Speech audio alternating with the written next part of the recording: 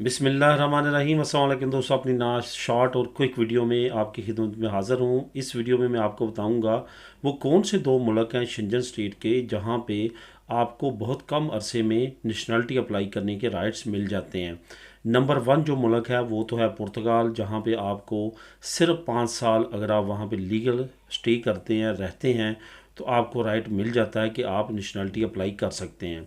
दूसरे नंबर पे जो मुल्क है वो 7 साल में देता है, वो जर्मनी है। और इसी की सेम पीरियड वाला मुल्क स्वीडन है। स्वीडन में भी अगर आप 7 साल तक लीगल टाइम गुजार लेते हैं तो स्वीडन में भी आप जो है वो अप्लाई कर सकते हैं। लेकिन डिफरेंस ये है कि जर्मनी और स्वीडन में आपको लैंग्वेज कोर्सेज करना पड़ते हैं अगर आप नेशनलिटी लेना चाहते हैं।